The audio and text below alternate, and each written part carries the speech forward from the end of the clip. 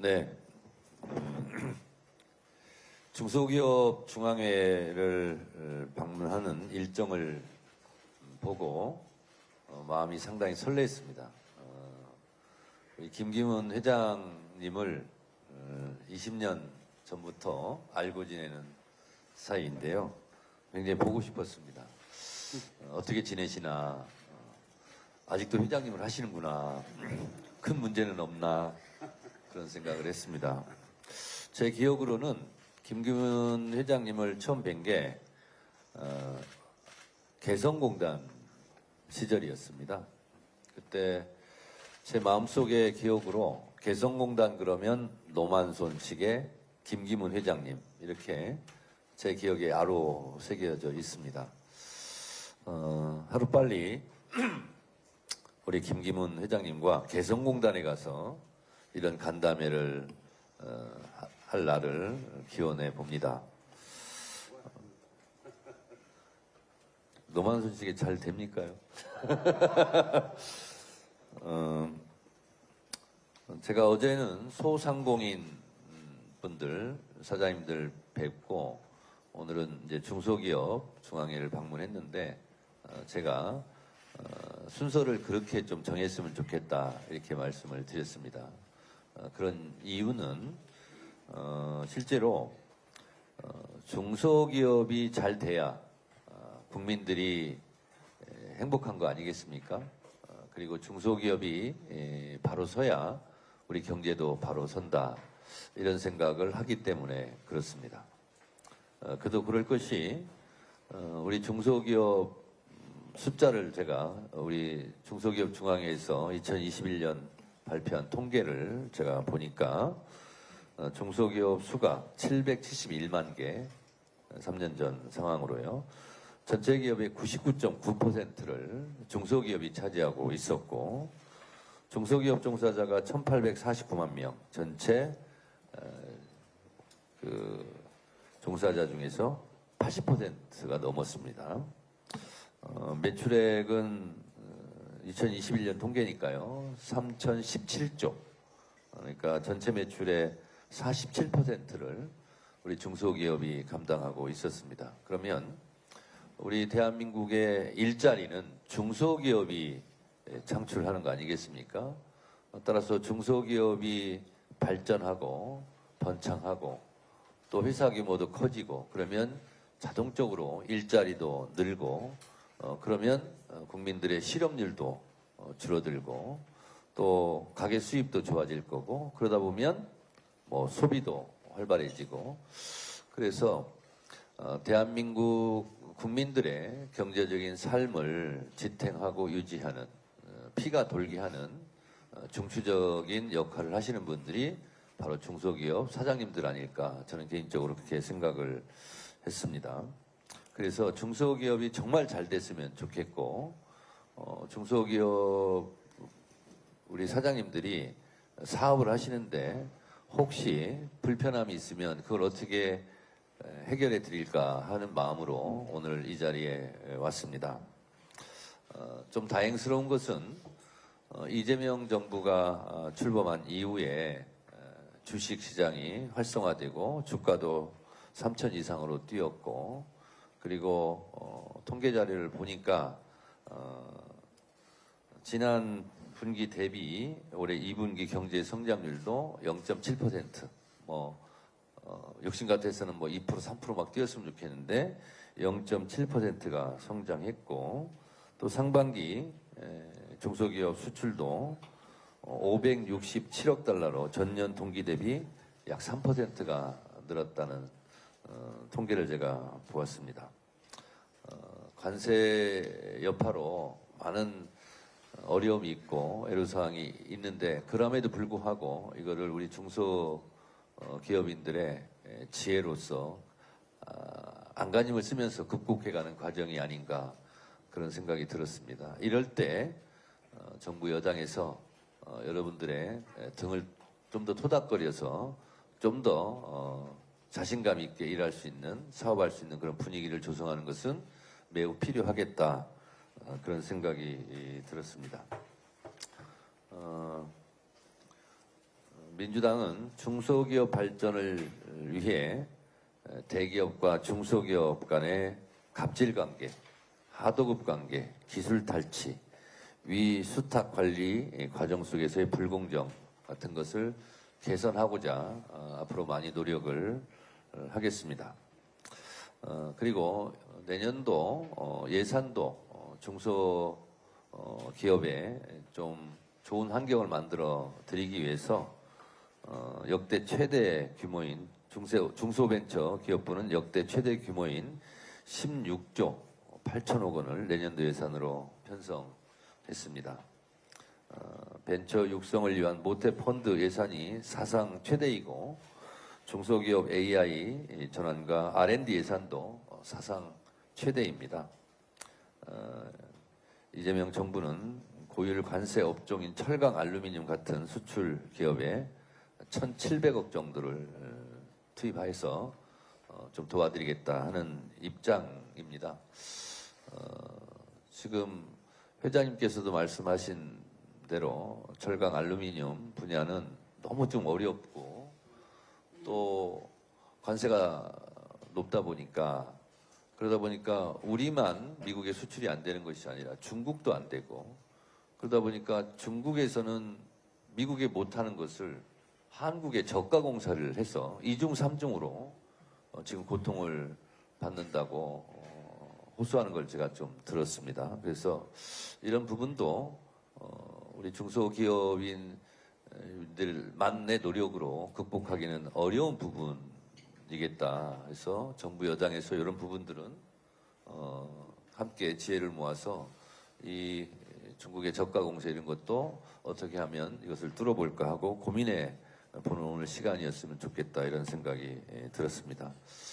그리고 우리 중소기업인들께 한 가지 부탁드릴 것은 이재명 대통령이 누차 지금 강조하고 계신 분이 산재 없는 노동 현장 이런 부분들을 많이 말씀하고 계십니다. 결국은 여러 가지 사전 조치, 안전 장치 이런 것을 해야 되는데 결국은 돈 때문에 그런 것을 안 해서 일하러 간 그 일터에서 사람이 죽어나가는 이런 일만은 막아야 되겠다. 이런 말씀을 자주 강조하고 계시고 저도 그런 현장을 둘러보고 그렇게 있는데요. 이런 부분은 우리 사장님들께서 각별히 좀 신경 써서 우리가 흔히 그러지 않습니까? 먹고 살자고 하는 문제인데 근데 그 현장에서 사람이 죽는 일은 좀 없어야 되지 않을까. 그래서 각별히 그 부분은 좀 신경을 써주십사 부탁을 드립니다. 작년 12.3 내란이 정치만 어렵게 한 것이 아니라 국민의 삶 그리고 특히 경제에 많은 어려움을 초래했습니다. 그래서 다 힘듭니다. 그래서 나만 힘든 게 아니라 너도 힘들고 우리 다 힘듭니다. 이럴 때 함께 또 지혜를 모아서 이런 과정을 극복해 나가야 되지 않을까 그런 생각이 듭니다. 내 힘들다 라는 말을 거꾸로 뒤집어 읽어보면 다들 힘내 이런 뜻입니다. 내 힘들다 거꾸로 읽으면 다들 힘내. 그래서 나도 힘들고 너도 힘들고 우리 모두 힘들지만 다들 힘내자 하는 뜻에서 제가 말씀을 드렸습니다. 다들 힘내시기 바랍니다. 감사합니다. 고맙습니다. 네, 감사합니다. 지금부터 간담은 비공개로 진행하겠습니다. 기자 여러분들의 양해를 부탁드립니다.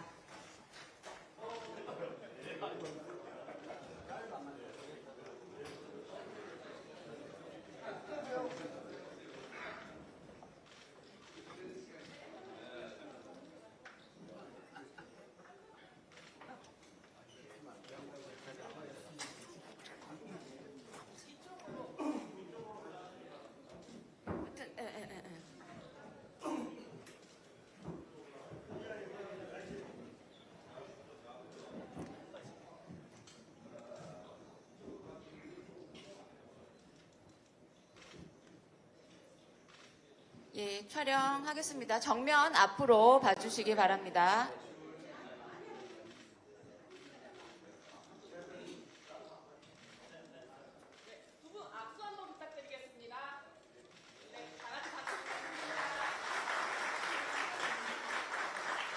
예, 저희 구호도 한번 외치겠습니다.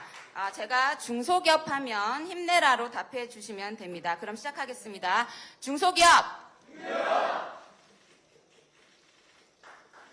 예, 감사합니다. 박수로 마무리하겠습니다. 자리로 돌아가 주시기 바라겠습니다.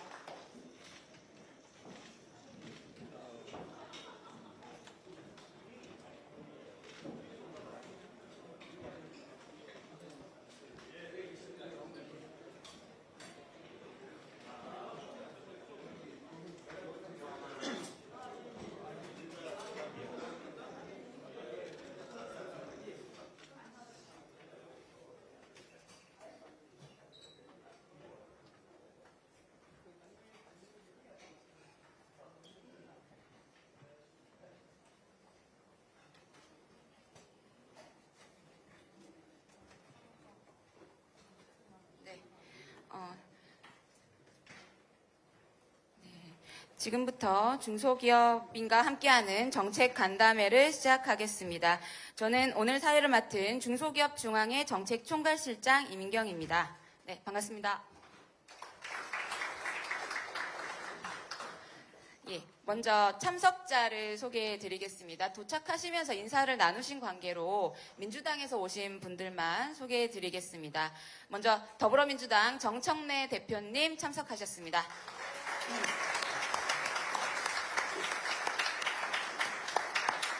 예, 한정혜 정책위 의장님 참석하셨습니다. 저희 산업통상중소벤처위원회에서도 세 분이 오셨는데요. 산자위 김원희 간사님 참석하셨습니다. 저희 김동아 위원님 참석하셨습니다. 권향엽 대변인님 참석하셨습니다. 저희 경제형벌 민사책임 합리화 TF에서도 오셨습니다. 권칠승 중소기업 특별위원회 위원장이시자 TF 단장님 참석하셨습니다. 그리고 김남근 위원님 참석하셨습니다. 예, 다음으로 한민수 당대표 비서실장님 참석하셨습니다. 이모경 민원정책실장님 참석하셨습니다. 네, 이상 소개를 마치고 김기문 회장님의 인사 말씀이 있겠습니다. 예, 오늘 여러분들이 아주 박수 소리가 굉장히 우렁찬 것 같습니다. 예, 먼저 더불어민주당의 정청래 대표님이 중소기업 중앙회를 방문하셨습니다. 진심으로 환영합니다. 당대표가 되면 대기업을 먼저 찾는 경우가 많은데 소상공인과 중소기업계를 먼저 찾으신 것은 매우 의미가 있고 감사하다는 말씀을 드리겠습니다. 함께 참석해 주신 한정혜 정책의장님, 권칠승 중기특위위원장님, 김원희 산자중기위원회 간사님, 권향엽 의원님, 김동아 의원님, 김남근 의원님, 한민수 의원님, 이모경 의원님께도 감사를 드립니다. 정청래 대표님께서 취임 일성으로 민생 회복과 성장이 함께하는 대한민국을 만들겠다고 밝히셨는데 의미 있는 말씀이라고 생각합니다. 그리고 한정혜 정책의장님은 환경부 장관 때에 탄소 중립 및 ESG 등 환경 규제로 힘들어하는 중소기업들에게 많은 제도 개선으로 어려움을 해결해줬던 기억이 납니다. 이번에 정책위장이 되신 것을 축하드립니다. 권칠승 중기특위위원장님은 중기부 장관 하셔서 중소기업의 현실을 잘 아시는데 이번에 경제형별 합리화 TF 단장을 맡고 오늘 아침에도 간담회까지 했는데 기업 활동을 하면서 억울하게 형사처벌을 받는 사람이 없도록 제도를 잘 개선해 주기를 당부드립니다. 요즘 민생이 굉장히 어렵습니다. 지난해에 100만 명이 넘는 중소기업과 소상공인들이 문을 닫았고 올해도 많은 소상공인들이 폐업을 하고 있고 중소기업들마저도 휴업이나 폐업을 하는 기업이 늘고 있는 것이 현실입니다. 문제는 우리나라는 세계에서 제일 낮은 저출산과 가장 빠른 속도의 고령화로 인구가 소멸되고 소비자가 급감하고 있어서 어차피 불경기가 나아지기는 쉽지 않은 경제 상황입니다. 최근 가장 큰 문제는 관세인데 상호 관세는 지난번에 정부가 잘 해결을 해서 15%로 정리됐지만 철강 알루미늄 파생 상품은 아직도 50% 관세를 부과하면서 지난달 관련 제품들이 미국 수출이 역대 최대로 감소했습니다. 이 부분은 우리나라뿐이 아니라 일본, 독일과 같은 제조업을 하는 나라들은 공통의 문제인데 이 문제를 우리나라가 가장 먼저 해결했으면 하는 중소기업의 간절한 바람입니다. 다행히 지금 K뷰티와 K푸드는 물론 액세서리 등 다양한 중소기업 제품들이 미국을 비롯한 중남미와 동남아, 중동과 유럽까지 세계적으로 인기를 끌고 있습니다. 미국에서는 한국 화장품이 프랑스와 일본을 꺾고 작년에 1위를 차지했는데 그중에 70%가 중소기업 제품입니다. 그래서 저도 지난 금요일 미국을 방문해서 미주 한인상공회의소 총연합회와 중소기업의 미국 시장 진출을 지원하기 위한 업무 협약을 체결하고 미국 측에서 내년 3월에 라스베가스에서 열리는 가장 유명하고 전통이 있는 생활용품 전시회인 ASD 전시회에 한국 제품과 같이 했으면 좋겠다는 요청이 있어서 한국의 유망 중소기업에 참여하는 K굿즈 페어를 공동 개최하기로 협의를 했습니다. 이제 중소기업도 해외 진출은 선택이 아닌 필수일 수밖에 없습니다. 어제 대통령께서도 새는 양날개로 난다며 기업이 있어야 노동자가 존재한다고 말씀하신 언론 보도를 봤는데 중소기업들 입장에서는 공감합니다.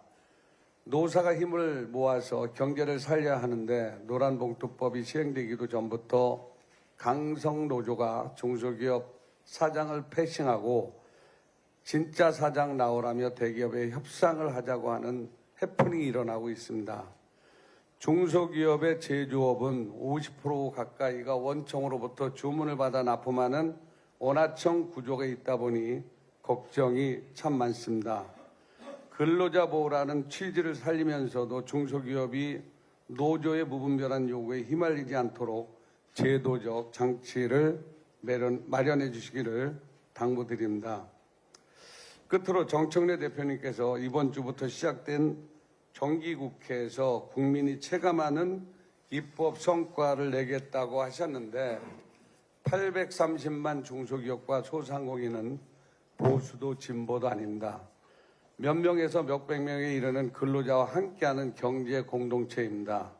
오늘 현장 얘기를 잘 들어보시고 중소기업 관련 입법을 빠짐없이 만들어 주실 것을 간곡히 요청드립니다. 감사합니다. 네, 감사합니다. 다음은 정청래 대표님의 인사 말씀이 있겠습니다. 네.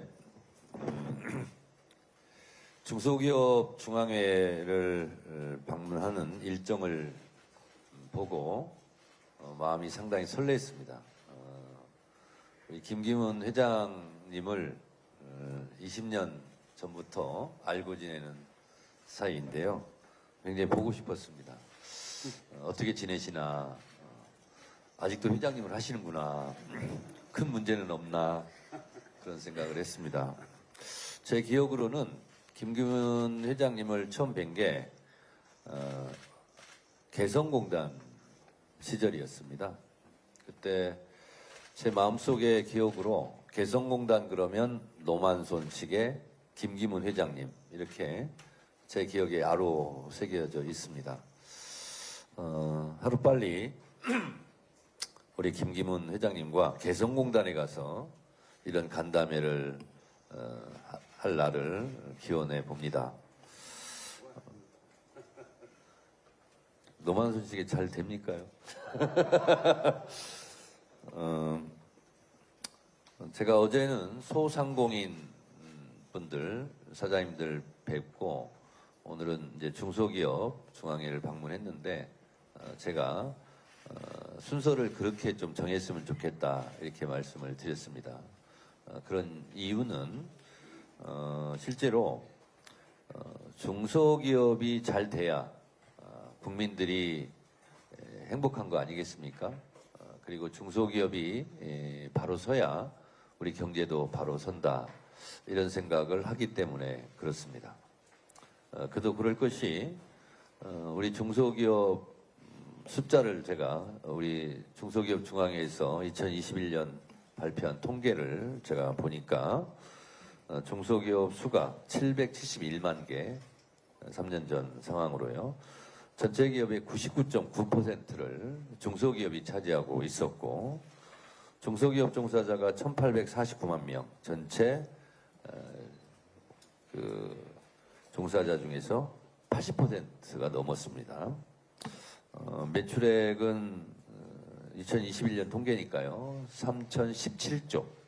그러니까 전체 매출의 47%를 우리 중소기업이 감당하고 있었습니다. 그러면 우리 대한민국의 일자리는 중소기업이 창출하는 거 아니겠습니까? 따라서 중소기업이 발전하고 번창하고 또 회사 규모도 커지고 그러면 자동적으로 일자리도 늘고 그러면 국민들의 실업률도 줄어들고 또 가계 수입도 좋아질 거고 그러다 보면 뭐 소비도 활발해지고 그래서 대한민국 국민들의 경제적인 삶을 지탱하고 유지하는 피가 돌게 하는 중추적인 역할을 하시는 분들이 바로 중소기업 사장님들 아닐까 저는 개인적으로 그렇게 생각을 했습니다. 그래서 중소기업이 정말 잘 됐으면 좋겠고 중소기업 우리 사장님들이 사업을 하시는데 혹시 불편함이 있으면 그걸 어떻게 해결해 드릴까 하는 마음으로 오늘 이 자리에 왔습니다. 좀 다행스러운 것은 이재명 정부가 출범한 이후에 주식시장이 활성화되고 주가도 3천 이상으로 뛰었고 그리고 통계 자료를 보니까 지난 분기 대비 올해 2분기 경제 성장률도 0.7% 욕심 같아서는 2% 3% 막 뛰었으면 좋겠는데 0.7%가 성장했고 또 상반기 중소기업 수출도 567억 달러로 전년 동기 대비 약 3%가 늘었다는 통계를 제가 보았습니다. 관세 여파로 많은 어려움이 있고 애로사항이 있는데 그럼에도 불구하고 이거를 우리 중소기업인들의 지혜로서 안간힘을 쓰면서 극복해가는 과정이 아닌가 그런 생각이 들었습니다. 이럴 때 정부 여당에서 여러분들의 등을 좀 더 토닥거려서 좀 더 자신감 있게 일할 수 있는 사업할 수 있는 그런 분위기를 조성하는 것은 매우 필요하겠다 그런 생각이 들었습니다. 민주당은 중소기업 발전을 위해 대기업과 중소기업 간의 갑질관계, 하도급 관계, 기술 탈취, 위수탁 관리 과정 속에서의 불공정 같은 것을 개선하고자 앞으로 많이 노력을 하겠습니다. 그리고 내년도 예산도 중소기업에 좀 좋은 환경을 만들어 드리기 위해서 역대 최대 규모인 중소벤처 기업부는 역대 최대 규모인 16조 8천억 원을 내년도 예산으로 편성했습니다. 벤처 육성을 위한 모태 펀드 예산이 사상 최대이고 중소기업 AI 전환과 R&D 예산도 사상 최대입니다.